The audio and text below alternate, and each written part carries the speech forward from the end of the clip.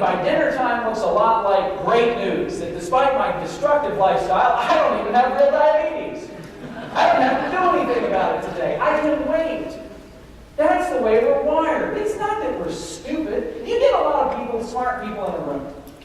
And, it'll be interesting to gauge your reaction to this, because I do this more with business-like people. And I'll say, health, wealth, which is the more precious asset? It takes a nanosecond for everyone to say, health, of course. If you challenge them, why do you say that? They'll say, well, all the money in the world, what good is it if you don't have your health? That's a no-brainer. But yet, do you see the financial planning industry wringing its hands, trying to figure out how to make people give a crap whether they're rich or broke? Of course not. They don't have that concern. They don't have to innovate and figure out new ways to engage their clients in caring how much money they have, saving some money. And so the question is why?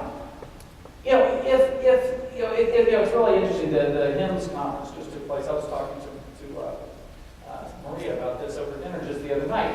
And what I gathered both from Maria as well as from other folks that have emailed about what the content, the real takeaway from that is the blockbuster drug of the next few years will be, anyone want to fill in this blank?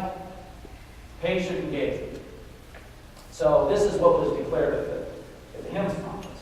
And so entrepreneurs scurry away into their programming laboratories to invent the new thing that will engage patients in the maintenance of their health.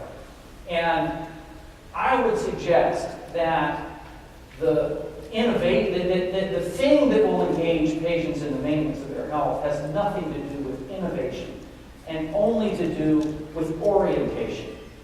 If we were to approach matters of wealth, as though it was born out of the American healthcare system, you'd go to your financial advisor's office and spend all your time talking about not going bankrupt, your likelihood of bankruptcy, your pre-bankruptcy, maybe your pre-default or your pre-foreclosure.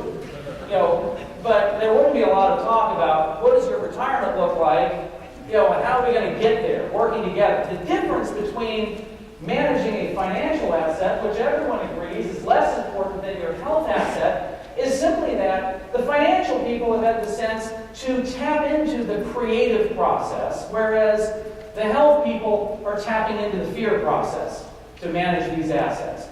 Human beings are wired to dismiss risk and fear. On the other hand, we're wired to go bend heaven and earth to create the things that we want.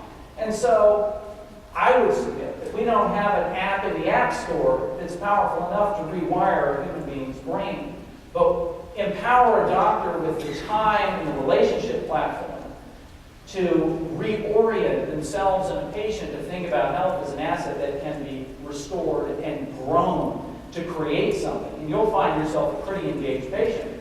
If you think about